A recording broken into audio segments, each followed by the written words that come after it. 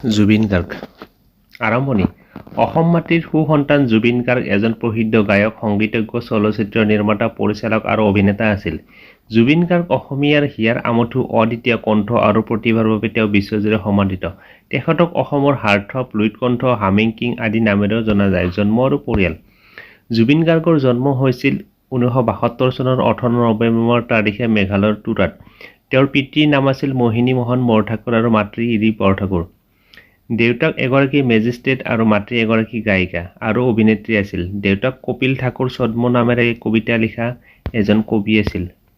শিক্ষা আৰু ব্যক্তিগত জীৱন জুবিন গাৰ্গে উচ্চতৰ মাধ্যমিক শিক্ষা JB কলেজ যোৰহাটৰ পৰা সম্পূৰ্ণ কৰে। পিছলৈ তেওঁ বি বৰুৱা মহাবিদ্যালয়ত বিজ্ঞান শাখাত স্নাতক ডিগ্ৰী ল'বলৈ লৈছিল যদিও সংগীতৰ কেৰিয়াৰত মনোনিৱেশ কৰিবলৈ পঢ়া বাদ দিয়ে। জুবিন গাৰ্গে 2002 চনত গৰিমা গাৰ্গৰ সৈতে বিবাহ পাশত আবদ্ধ হয়। তেওঁ আছিল প্ৰকৃতিপ্ৰেমী। তেওঁ মানৱতাক সদায় ধৰ্মৰ ঊৰ্ধত ৰাখিছিল। সংগীত যাত্ৰা জুবিন গাৰ্গে 1992 চনত অসমীয়া সংগীত এলবাম অনামিকাৰে তেওঁ পেছাদাৰী সংগীত জীৱন আৰম্ভ কৰে। তেওঁ অসমীয়া, হিন্দী, বঙালী আৰু বহুতো অন্য ভাষাত গীত গাইছিল। তেওঁ 40টাৰো অধিক ভাষাত গীত গাই প্ৰায় 40,000ৰো অধিক গীত গাইছিল।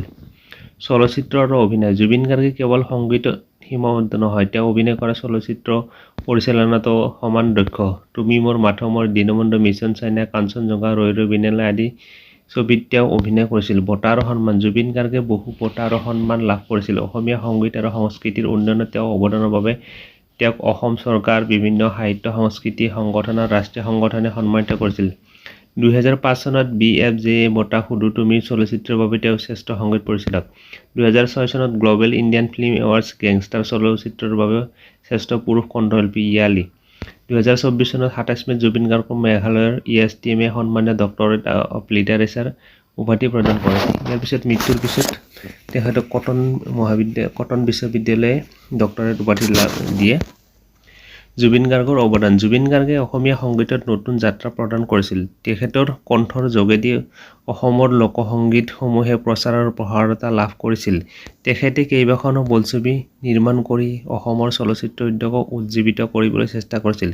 প্ৰাকৃতিক দুৰ্যোগৰ সময়ত তেওঁ সদায় অসমৰ জনগণক সহায় কৰিছিল। মৃত্যু 2025 চনৰ 19 ছেপ্টেম্বৰ তাৰিখে ছিংগাপুৰৰ লাজাৰাছ দ্বীপত তেখেতৰ মৃত্যু হয়। তেখেতৰ মৃত্যু এতিয়াও ৰহস্যৰ আঁৰত।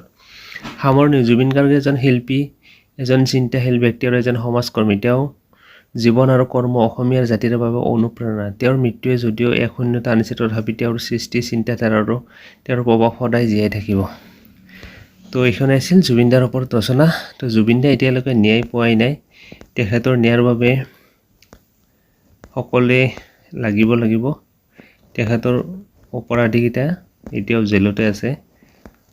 তেওঁলোকক যাতে সোনকালে চৰকাৰে শাস্তি দিয়ে, তো তাৰ বাবে আমি অনুৰোধ কৰিছোঁ। আৰু জুবিন দাক যাতে সোনকালে ন্যায় পায়, আমি তাৰ বাবে সদায় কামনা